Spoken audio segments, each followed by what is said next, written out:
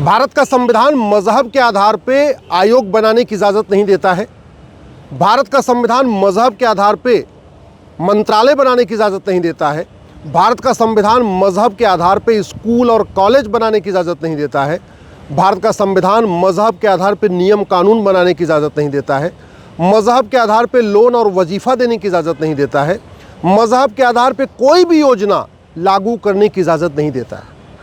मजहब के आधार पे 1 रुपये खर्च नहीं किया जा सकता है, ये भारत का संविधान साफ साफ कहता है। दुर्भाग्य इसके बावजूद माइनॉरिटी कमीशन चल रहा है, माइनॉरिटी अफेयर मिनिस्ट्री चल रही है, मजहब के आधार पे नियम चल रहे हैं, मजहब के आधार पे कानून चल रहा है, मजहब के आधार पे वक्फ बोर्ड चल रहा है, मजहब के आधार पे वक्फ ट्रिब्यूनल चल रहा है, मजहब के आधार पे लोन दिया जा रहा है, मजहब के आधार पे वजीफ़ा दिया जा रहा है, मजहब के आधार पे राशन दिया जा रहा है।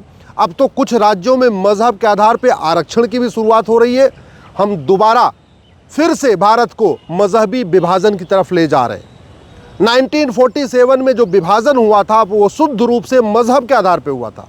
इसलिए जब संविधान बना तो संविधान निर्माताओं ने कहा था अब मजहब के आधार पे कुछ भी नहीं चलेगा। सरदार पटेल साहब ने तो बाकायदा संविधान सभा में खड़े होकर कहा था अगर किसी को मजहब के आधार पे कुछ भी विशेष छूट चाहिए या मजहब के आधार पर विशेष दर्जा चाहिए तो वो भारत में बिल्कुल न रुके, वो सीधे सीधे पाकिस्तान चला जाए। ये सरदार पटेल साहब के शब्द थे।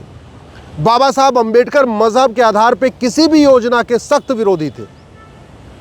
बाबा साहब अंबेडकर का नाम भी लिया जा रहा है, सरदार पटेल जी का नाम भी लिया जा रहा है और मजहब के आधार पर सारे नियम कानून अभी भी चल रहे हैं। ये हमारे देश के लिए भी नहीं, ये देश के लिए हमारे बहुत ही खतरनाक है। मजहब के आधार पे मदरसा चल रहा है और उस मदरसों में भारत के खिलाफ नफरत सिखाई जा रही है, जबकि भारत का संविधान मदरसा चलाने की इजाज़त ही नहीं देता। कुछ लोग को लगता है कि नहीं आर्टिकल 30 मदरसा खोलने की इजाज़त देता है। मैं उनसे रिक्वेस्ट करता हूँ आर्टिकल 30 को ध्यान से पढ़िए। आर्टिकल 30 में साफ साफ लिखा हुआ है कि सभी नागरिकों को अपना एजुकेशन इंस्टीट्यूशन खोलने का अधिकार है। एजुकेशन इंस्टीट्यूशन का मतलब सेकुलर एजुकेशन इंस्टीट्यूशन। और चलो एक बार किसी ने अपने घर में मदरसा शुरू कर लिया, दीनी तालीम देना शुरू कर दिया, तो मदरसे की डिग्री तो वैलिड हो ही नहीं सकती, मदरसा बोर्ड तो बन ही नहीं सकता, मदरसे की डिग्री के आधार पर सरकारी नौकरी तो मिल ही नहीं सकती। फिर भी मदरसा बोर्ड बना हुआ है। मदरसा बोर्ड के कर्मचारियों को वेतन सरकार दे रही है। मदरसा बहुत सारे मदरसों को मान्यता दे रखा है। बहुत सारे मदरसा में जो पढ़ाने वाले उनको भी वेतन दिया जा रहा है, जबकि संविधान का आर्टिकल 27 कहता है मजहब को प्रमोट करने के लिए 1 रुपये खर्च नहीं होगा और मदरसे में केवल और केवल मजहब को प्रमोट किया जाता है।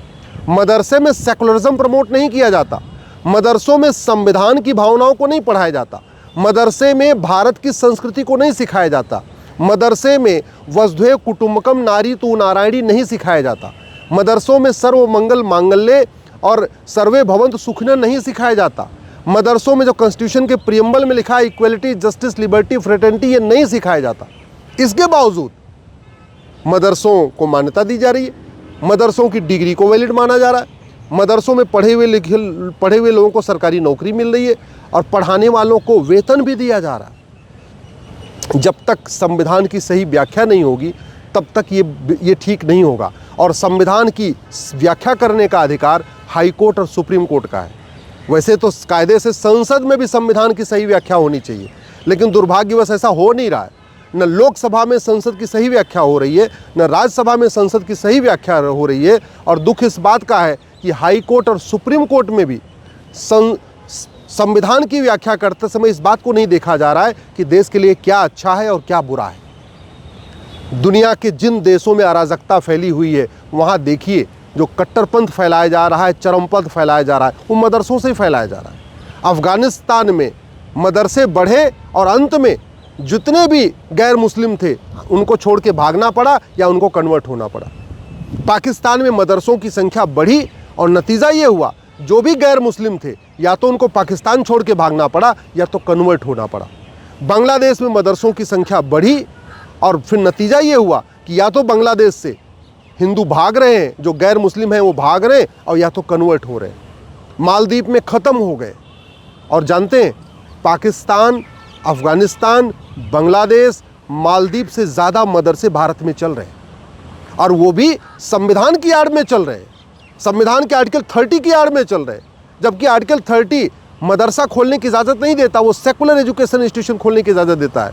आर्टिकल 30 कहता है हिंदू हो या मुसलमान वो एजुकेशन इंस्टीट्यूशन खोल सकता है, मतलब इंजीनियरिंग कॉलेज खोल सकता है, लॉ कॉलेज खोल सकता है, मेडिकल कॉलेज खोल सकता है, बीएड कॉलेज खोल सकता है, बीए बीएससी का कॉलेज खोल सकता है, 10वीं 12वीं का secondary school, higher secondary school खोल सकता है, वो प्राइमरी स्कूल, जूनियर स्कूल खोल सकता है, चाहे वो हिंदू हो या मुसलमान।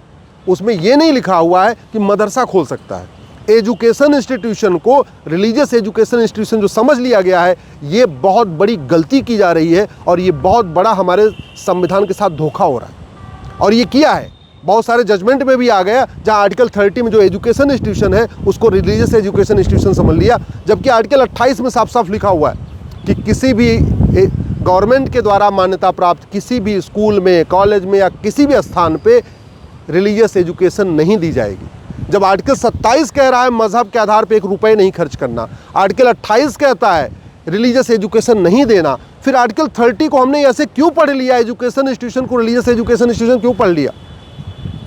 मुझे दुख इस बात का है, न इस पर विधानसभाओं में आवाज़ उठाई जा रही है, न हमारे माननीय विधायक इसके ऊपर बोल रहे हैं, न माननीय सांसद इसके ऊपर बोल रहे हैं, न इसके ऊपर बुद्धिजीवी बोल रहे हैं, और न तो इस पर मीडिया में चर्चा हो रही है कि क्या भारत का संविधान मजहब के आधार पे मदरसा खोलने की इजाज़त देता है, क्या भारत का संविधान मजहब के आधार पे नियम कानून बनाने की इजाज़त देता है। मीडिया में चर्चा ही नहीं हो रही, ना लोकसभा राज्यसभा में चर्चा हो रही है, ना खबर पालिका में चर्चा हो रही है कि क्या भारत का संविधान अल्पसंख्यक मंत्रालय और अल्पसंख्यक आयोग बनाने की छूट देता है क्या मजहब के आधार पे लोन वजीफ़ा देने की इजाज़त देता है क्या भारत का संविधान मजहब के आधार पे वक्फ बोर्ड, वक्फ ट्रिब्यूनल बनाने की इजाज़त देता है क्या भारत का संविधान सरकार को मंदिरों पे कब्जा करने की इजाज़त देता है क्या? भारत में 4 लाख मठ मंदिर सरकार के कंट्रोल में है और एक भी मस्जिद और एक भी चर्च सरकार के कंट्रोल में नहीं है, जबकि आर्टिकल 26 कहता है सबको इक्वल राइट है, सबको अपना अपना चलाने का अधिकार है। हिंदुओं को अपना मठ मंदिर चलाने का अधिकार नहीं है, हाँ मुस्लिम्स को अपना मस्जिद चलाने का अधिकार है, क्रिश्चियंस को अपना चर्च चलाने का अधिकार है। आखिर इन संवैधानिक विषयों पे चर्चा कब होगी? भारत का संविधान फ्रीडम ऑफ रिलीजन देता है, फ्रीडम ऑफ कन्वर्जन नहीं देता, लेकिन न इस पर संसद में चर्चा हो रही, न विधानसभा में चर्चा हो रही है, न न्यायपालिका में चर्चा हो रही है, न खबर पालिका में चर्चा हो रही है। भारत का संविधान फ्रीडम ऑफ स्पीच देता है, लेकिन फ्रीडम ऑफ हेट स्पीच नहीं देता। और हेट स्पीच के ऊपर, हेट स्पीच कैसे रुकेगी? क्या हेट स्पीच है? हेट स्पीच के लिए कानून कब बनेगा? इस पे न विधायिका में चर्चा हो रही है, न कार्यपालिका में चर्चा हो रही है, न न्यायपालिका में चर्चा हो रही है, न खबर पालिका में चर्चा हो रही है। हेट स्पीच के लिए लॉ कमीशन ने एक रिपोर्ट दिया था, आज तक लागू नहीं हुई है। ऐसे विषयों पे ये बहुत दुख है कि कहीं लोकतंत्र के जो 4 स्तंभ हैं, विधायिका, कार्यपालिका, न्यायपालिका, खबर पालिका, कहीं भी ऐसे गंभीर विषयों पे चर्चा हो रही है। अनावश्यक चीज़ों पे तू मैं हो रहा है, आरोप प्रत्यारोप हो रहा है, नूरा कुश्ती हो रही है, बतौलेबाजी हो रही है, तू चोर मैं सिपाही हो रहा है, लेकिन इस बात पे चर्चा ही नहीं हो रही है कि संविधान फ्रीडम ऑफ स्पीच देता है कि फ्रीडम ऑफ हेट स्पीच देता है, फ्रीडम ऑफ रिलीजन देता है कि फ्रीडम ऑफ कन्वर्जन देता है। संविधान क्या धर्मांतरण की इजाज़त देता है क्या? और संविधान क्या ऐसी किताबों की इजाज़त देता है जो छुआछूत फैलाती हैं?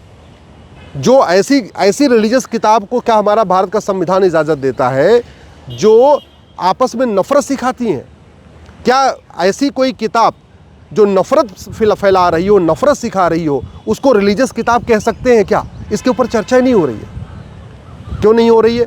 क्योंकि आप भी इस पे चर्चा नहीं करते, आप भी ऐसे विषयों पे प्रखर हो के नहीं बोलते, आप भी ऐसे विषयों को अपने सोशल मीडिया में नहीं लिखते, अपने फेसबुक, ट्विटर, इंस्टाग्राम पे नहीं लिखते, अपने व्हाट्सएप पे नहीं शेयर करते कि संविधान कहता क्या है। ये संविधान भारत को मजबूत बनाने के लिए बना है, भारत को विभाजित करने के लिए नहीं।